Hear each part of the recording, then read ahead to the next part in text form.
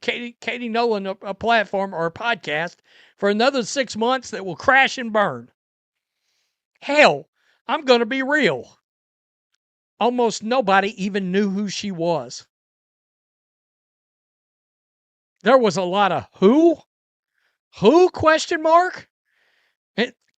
The only reason I know who because I remember her coming up and she was sort of woke before it became in vogue to be woke.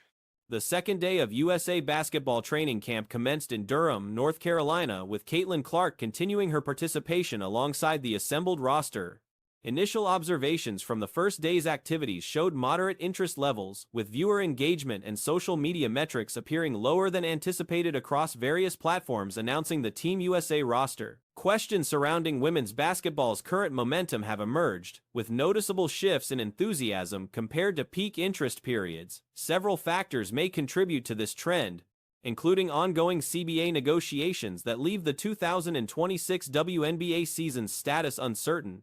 This uncertainty could affect fan investment and viewership patterns during the offseason. Before it became in vogue to be woke, and the absurd takes flowed out of her mouth and ran her right off of people's television screens.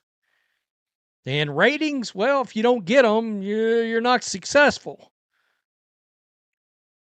And look, Megan Rapinoe and Sue Bird platformed this person yesterday who blatantly went out there and spewed a bunch of BS about Caitlin Clark fans. Clark addressed media members, confirming she feels completely healthy and prepared for competition. During her remarks, she reflected on her USA basketball journey, recalling experiences from the U16 level when coaches discussed the senior national team, a dream destination for young athletes in the program. She noted that typically, only 1 or 2 players from youth teams eventually receive invitations to senior camps or roster opportunities.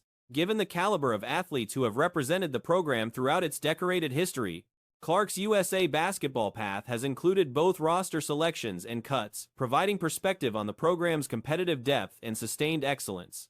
Numerous exceptional athletes have worn the national team uniform, earning multiple gold medals across international competitions. Caitlin Clark fans. Simply put. And now, Sue Bird, as part of that same conversation, another clip has emerged. And these people are out there, you're literally saying things that are factually incorrect.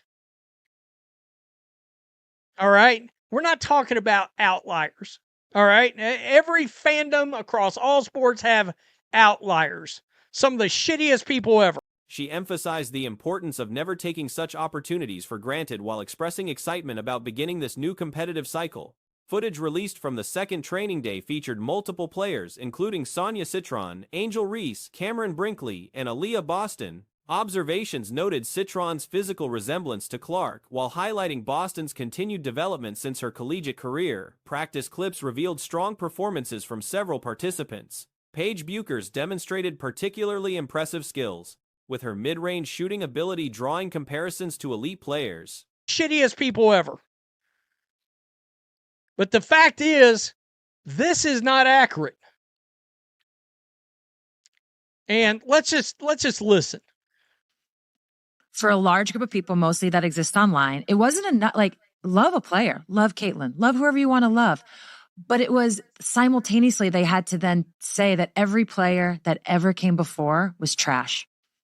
No. That is not correct. Her movement and shot selection appeared polished and refined. Boston also showed well in the available footage, indicating solid preparation heading into camp. Clark was captured in various drills, including coming off screens and working through offensive sets. The footage showed players executing fundamental team concepts and individual skill work. Correct. That's not a thing. Sure, do you probably have an outlier group of people that are out there feeling that way? Sure. This is what these people don't understand. You people. What do you mean, you people? You people. The absurd. Sports fans are allowed to Media presence at the Durham facility proved substantial, with multiple credentialed reporters, including ESPN's Alexa Filippo and Annie Costabile, documenting activities. This represents increased coverage compared to initial reports suggesting limited media access on day one. Assessment of Team USA's competitive standing suggests strong favorability in international competition. The assembled talent pool appears significantly superior to other national programs, with depth across all positions. Want to consume any particular player and or team and or franchise and or league that they want to. Okay? Now, what's hilarious is in all sports fandoms, I mean, you've got fans out there that think Josh Allen and Tom Brady are trash. Those fans exist, right? Here's the thing. The combination of veteran leadership and emerging talent creates a formidable roster capable of dominating international opponents. The overall quality displayed during practice sessions reinforces expectations for continued American dominance in women's basketball at the global level. Physical attributes, skill development, and tactical execution all indicate a substantial gap between USA basketball and international competition. Additional footage throughout the training period will provide further insight into roster evaluation, chemistry development, and individual player progression as the selection process continues toward final roster determination for upcoming international competitions. Nobody thought the players that came before them were trash. No fans came into this league and thought that. What fans did think was, we don't really care about those players. We don't. We should not have to come into a league to consume its product and these people be angry at us because we don't want to go through some fandom checklist. After an extended break from competitive action, Caitlin Clark made her highly anticipated comeback at the USA basketball training camp. The wait for her return to the court has felt incredibly lengthy for basketball enthusiasts. Video clips and statements from the training facility have started circulating, offering glimpses of the star player back in action. Footage captured Clark alongside Aaliyah Boston as they entered the training facility for the women's national team camp. We're here's why they don't we're indifferent to the previous players. We simply don't care. We don't care. We're not interested in knowing those players' histories, blah, blah, blah, and that's okay. That doesn't mean we think that some player is trash. We are simply indifferent to them. The Indiana Fever teammates, often compared to legendary duos in basketball history, arrived together at the venue. The anticipation for the upcoming season continues to build with each passing day. Practice clips revealed Clark in various scenarios on the hardwood.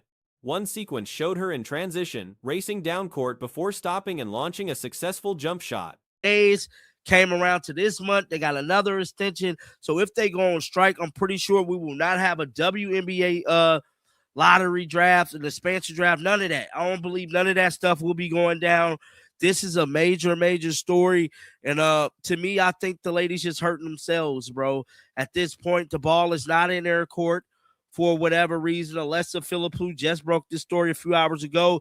She said, per the union, 98% of the players voted yes. 93% participated in the votes. So that means more than likely Caitlin Clark definitely placed the vote. The demonstration of her signature shooting ability brought back memories of what makes her such a captivating athlete to watch. Additional footage displayed her pulling up for another successful attempt, showcasing the quick release shooting that has become her trademark. Defensive drills were also part of the session, with Clark participating in exercises that appeared to involve male practice players. One sequence captured a turnover she created, highlighting her two-way capabilities. 3% participated in the votes. So that means more than likely Caitlin Clark definitely placed the vote. 90% of the players voted. It said the WBPA Executive Committee has been authorized to call a strike when necessary. WBPA statement regarding the strike. Thursday, December 18, 2025, the players have spoken.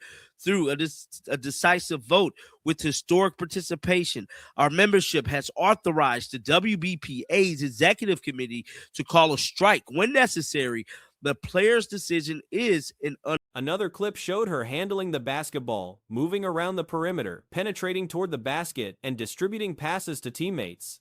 The chemistry between players was evident, particularly in moments shared between Clark and Kelsey Plum during the session. Regarding the ongoing collective bargaining agreement discussions and potential work stoppage concerns, Clark offered extensive remarks. She acknowledged this represents the most significant negotiation period in league history and stressed its critical importance. A's executive committee to call a strike when necessary. The player's decision is an unavoidable response to the state of the negotiations with the WNBA and its teams. Time and time again, the players' thoughtful and responsible approach has been met by WBA and its teams with a resistance to change and a recommitment to the drastification provisions that have unfairly restricted players for nearly 3 years. According to her perspective, the situation demands careful handling because fans desperately want to see games played. The product on the floor generates revenue, builds markets, and creates the excitement that drives attendance and viewership. Clark emphasized that while the negotiation process involves business considerations, both parties must find middle ground. As the deadline approaches, the stakes have intensified. To the drastification provisions that have unfairly restricted players for nearly 3 decades. The players' vote is neither a call for an immediate strike nor an intention to pursue one.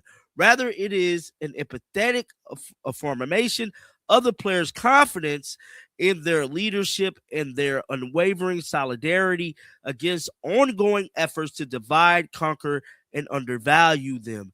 Let it be known, the players remain united, resolveful, and prepared to fight for their value and their future. She expressed willingness to contribute however possible and has worked to understand the complex issues involved. While unable to speak for every league member due to the intricacies of the situation, she identified certain demands worth fighting for without wavering, while recognizing other areas where flexibility might be necessary.